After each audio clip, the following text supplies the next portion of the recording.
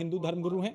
चेतनानंद जी, इस बयान पे, इस पे जो विवाद हो रहा है उस पे संत समाज कैसे देख रहा है? क्योंकि मुख्यमंत्री कहते हैं कि धार्मिक यात्राओं में हथियारों का प्रदर्शन नहीं होना चाहिए। फिर समाजवादी पार्टी के नेता, कुछ मुस्लिम मौलाना ये कहते हैं कि साहब मुहर्रम में क्यों आखिर हम पे इस तरीके से दखल अंदाजी की जा रही है हमारे मजहब के भीतर। इस पर आपका क्या रिएक्शन? देखिए, इस समय एक स्थिति है, वो आप देख रहे हैं, लगातार आतंकी हमले हो रहे हैं।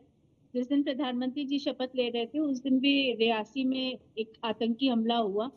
तो अगर प्रदेश का मुखिया कोई डिसीजन ले रहा है तो मुझे लगता है कि हम सबको उसका सम्मान करना चाहिए, और हमें अपनी धार्मिक यात्राओं में शिरकत करने का या उसमें शामिल होने का, सम्मिलित होने का कोई भी प्रतिबंध नहीं है। लेकिन हर चीज की एक मर्यादा होती है। सबसे ऊपर है देश की कानून व्यवस्था, प्रदेश की कानून व्यवस्था, उससे खिलवाड़ नहीं होना चाहिए। और धार्मिक जो मुहर्रम है, आपने देखा होगा कि बहुत सारी जगह से जब मुहर्रम के जलूस निकलते हैं तो बहुत सारे इलाकों से ऐसी खबरें आती हैं जो हिंसा की खबरें होती हैं, जिससे दहशत का माहौल उत्पन्न होता है और बड़ी हिंसा होने की संभावना बनी रहती है। क्योंकि ये हर बार मुहर्रम में इस तरीके की हिंसा की खबरें आती हैं, लोगों के मरने की खबरें आती हैं। तो अगर प्रदेश के मुखिया ये निर्णय ले रहे हैं तो मुझे नहीं लगता कि इसमें आपत्ति का कोई विषय है। शांतिपूर्ण ढंग से आप अपने जुलूस को निकालिए, उसमें कोई मनाही नहीं है। लेकिन हथियारों का प्रदर्शन करना एक तरीके का शक्ति प्रदर्शन माना जाता है। और जब लगातार पिछले कई वर्षों का आप इतिहास उठा के देख लीजिए, लगातार हर बार मुहर्रम में हिंसा की मुठभेड़ की खबरें आती है। तो ऐसी खबरों पे प्रतिबंध लगा दिया जाए, हथियारों का प्रदर्शन ना हो, इसमें कोई आपत्ति का कारण नहीं होना चाहिए। देखिए, उन्होंने चूंकि ऐसा नहीं है कि सिर्फ मुहर्रम के लिए कहा, उन्होंने कहा कि किसी भी धार्मिक यात्रा में डीजे को लेकर भी कुछ मानक तय किए गए कि भाई बहुत तेज आवाज नहीं होनी चाहिए, कुछ इतनी हाइट नहीं होनी चाहिए, नियम कायदे होने चाहिए।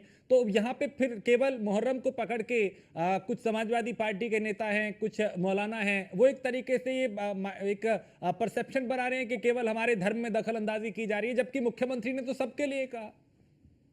नहीं राजेश जी, एक विक्टिम कार्ड प्ले किया जा रहा है। देश के सामने एक नैरेटिव तैयार करने की कोशिश है कि मुसलमान तबका जो है वो बहुत कुचला और दबा हुआ है, उसको अपनी धार्मिक मान्यताएं भी नहीं मानने दी जा रही हैं। लेकिन ऐसा नहीं है। मुहर्रम के जलूस पर प्रतिबंध होता तो माना जा सकता था। हमारी जो कांवड़ यात्राएं निकल रही हैं, उन कांवड़ यात्राओं के लिए भी लगातार दिशा निर्देश प्रशासनिक स्तर पे और शासनिक स्तर पे जारी किए जा रहे हैं। और हम स्वयं भी अपने लोगों को ये कह रहे हैं कि बहुत ऊंचे आप डाक कावड़ मत लेकर जाइए, उससे हादसे होने का डर रहता है। बहुत साउंड नहीं होनी चाहिए, उससे बहुत मतलब एक मानक है साउंड का भी, बहुत ज्यादा आवाज होनी चाहिए, ध्वनि प्रदूषण होता है। हम लोग तो खुद अवेयरनेस फैला रहे हैं, लेकिन एक तबका है इस देश में जो लगातार आतंक भी फैलाता है, जो डर का माहौल क्रिएट करता है और लगातार अपने आप को पीड़ित पक्ष भी बताता रहता है। अगर प्रदेश का मुखिया कुछ कह रहा है, कोई आदेश आया है, तो उसका अक्षरशः पालन करना हम सभी की जिम्मेदारी। किसी एक वर्ग के लिए मैं ये बात नहीं कह रही हूँ, हर धर्म की ये जिम्मेदारी बन जाती है कि वो उन मानकों को जो प्रदेश के मुखिया के दिशा निर्देश है उनका पालन करें। ठीक है, रोहित सक्सेना, चूंकि हमारे साथ अभी रोहित भी जुड़ चुके हैं, योगेश मिश्रा भी जुड़ चुके हैं और राजनीतिक विश्लेषक के रूप में हमारे साथ राम कुमार जी भी जुड़ चुके हैं। लेकिन रोहित भाई, ऐसा क्या मुख्यमंत्री ने कह दिया जिसपे विवाद होने लगा? वो तो कानून व्यवस्था को लेकर कह रहे हैं कि भाई किसी भी धार्मिक यात्रा में हथियारों का प्रदर्शन नहीं होना चाहिए। फिर एसटी हसन, कुछ मौलाना ये क्यों कह रहे हैं कि मुहर्रम को लेकर हमारे धर्म में, मजहब में दखल अंदाजी की जा रही है? वंदे मातरम राजेश भाई। देखिए, पहले तो ये समझना पड़ेगा मुहर्रम है क्या और क्यों इस तरह के चीजें करी जाती है, क्यों जुलूस निकाला जाता है, क्यों किया जाता है। जो पैगंबर मोहम्मद साहब के नवासे थे, इमाम हुसैन साहब, उनकी मौत का मातम का, इसको त्योहार नहीं कह सकते, एक समय है जिसको ये मतलब इनको उसका पालन करना होता है। आप मुझे एक बात बताइए, मातम में असलहों का क्या मतलब हुआ?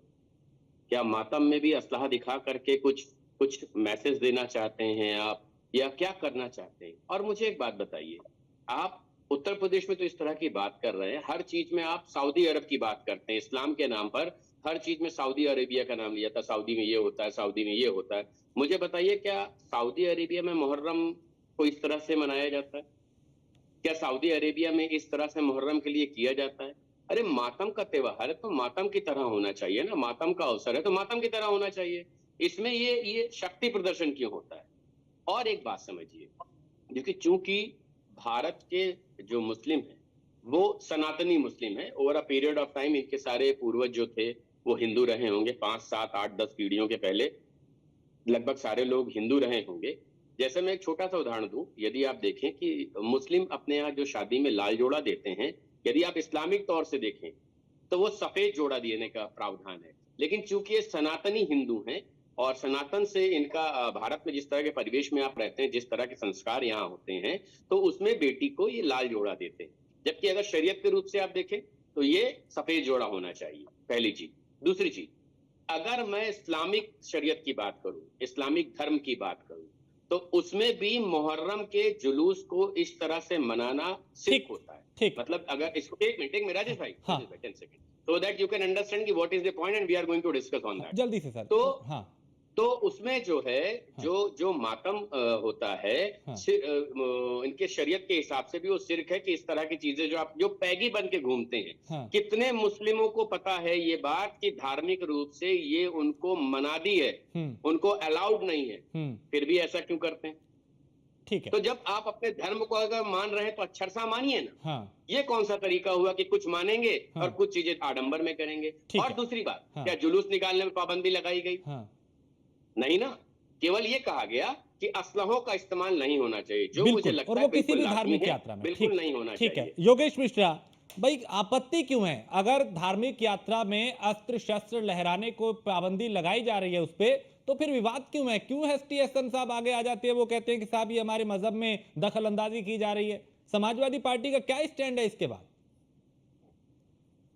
आदरणीय राजेश जी, अगर मुख्यमंत्री जी कोई कानून या कोई गाइडलाइन जारी करते हैं तो उन्होंने आप इस पूरे डिबेट शो के दौरान यही तो कह रहे हैं कि विपक्ष की टेंशन बढ़ गई, विपक्ष सियासत बिल्कुल नहीं कर रहे हैं साहब। हम आप जो एजेंडा सेट कर रहे हैं कि नहीं कर रहे हैं, हम इसका सिंपल सा एसटी हसन साहब ने जो कहा वो एकदम सीधी सी बात है।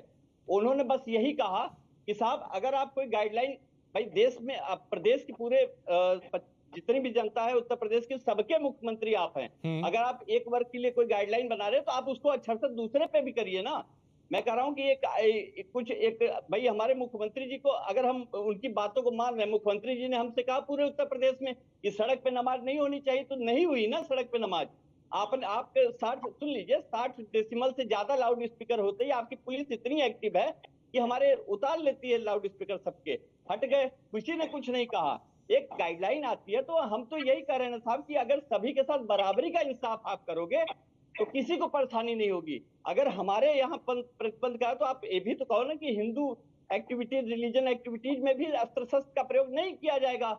अगर गाइडलाइन होती है तो स्पेशली नॉट फॉर मुहर्रम। नहीं, तो योगेश मिश्रा ये गाइडलाइन केवल मुहर्रम के लिए नहीं है, मैं क्लियर कर दूं आपको। उन्होंने कहा किसी भी धार्मिक यात्रा में, उसमें जो कांवड़ यात्रा होती है उसमें भी त्रिशूल और तलवार ले जाने पे उन्होंने पाबंदी लगाई है। तो सिर्फ ये मुहर्रम के लिए नहीं है, ये विक्टिम कार्ड खेला जा रहा है कि साहब देखिए मुसलमानों के खिलाफ ऐसा है, मुहर्रम के खिलाफ ऐसा है।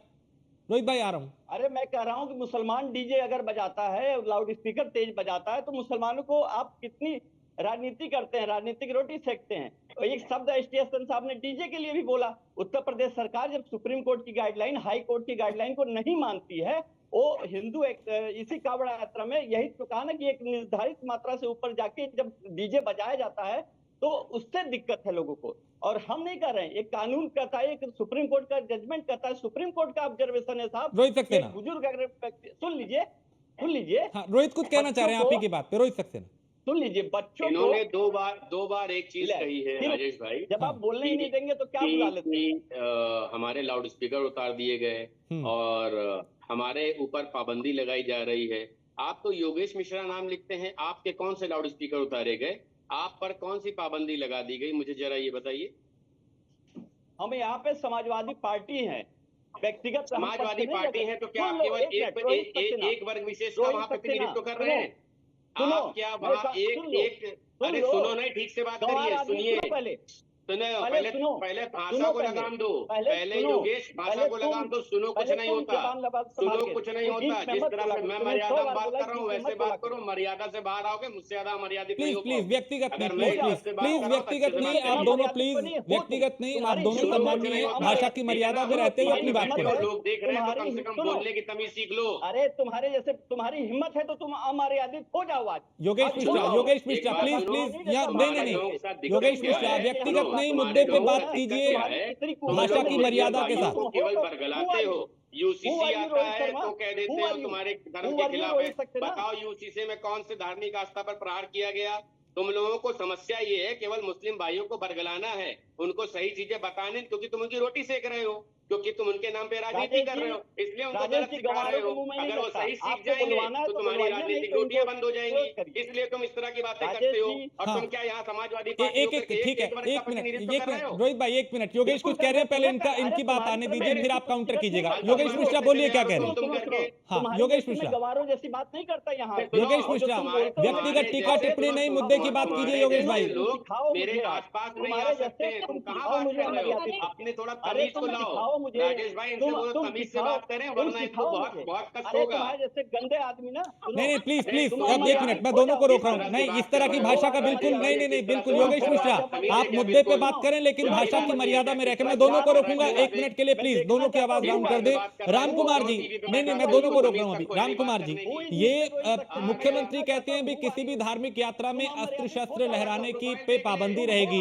एसटी हसन सामने आते हैं, कहते हैं कि साहब हमारे मजहब पे ये हमला है, दखल अंदाजी है, उसे मुहर्रम से जोड़ के पेश करते हैं। क्या ये एक विक्टिम कार्ड खेलने की कोशिश है, मुसलमानों को गुमराह करने की, कि देखिए केवल मुहर्रम है उसको लेके ऐसा कहा गया, जबकि वो तो हर धार्मिक यात्रा के लिए ऐसा कह रहे हैं। उनको क्या दे दिया आज तक मुसलमानों को? राम कुमार जी, एक मिनट, उनकी आवाज नीचे रखिए। राम कुमार जी, राजनीति करने चले आते हो, तुम गंदी केवल उनको बरगलाना है तुम लोगों को, और कुछ नहीं करना है। राजेश जी, इस आदमी को बोलिए कि मुझे आज अमर्यादित भाषा सिखाए आज के चैनल पे। इसमें है हिम्मत, सिखाऊंगा, अमर्यादित चैनल हो बंद होने जाने दो। दो। योगेश मिश्रा, योगेश भाई एक मिनट, मैं पहले क्लियर कर दूं, एक मिनट एक मिनट एक मिनट एक अरे मिनट, तुम्हारे में है योगेश तो भाई, तुम आओ, योगेश भाई, योगेश जी, योगेश जी, एक मिनट एक मिनट एक मिनट एक मिनट। अरे रोहित जी देखिए, आप भी सैकड़ों डिबेट में बैठते हैं, योगेश भाई आप भी बैठते हैं, नए तो दोनों नहीं है, आपको हजारों लाखों लोग देखते हैं, अभी भी देख रहे होंगे हजारों लोग। ऐसे प्लीज बच्चों की तरह स्कूल में जैसे लड़ते हैं, प्लीज ऐसे ना कीजिए। भाषा की मर्यादा में ना अपनी बात को रखें, अपने तर्क को रखें। तर्क पे आप कितना कड़वा बोलिए, मैं नहीं रोकूंगा, लेकिन व्यक्तिगत टीका टिप्पणी नहीं। भाषा में इस तरह की प्लीज ऐसा स्तर मत गिराइए कि लोग हंसे आप पे, लोग मजाक उड़ाएं। Please please please.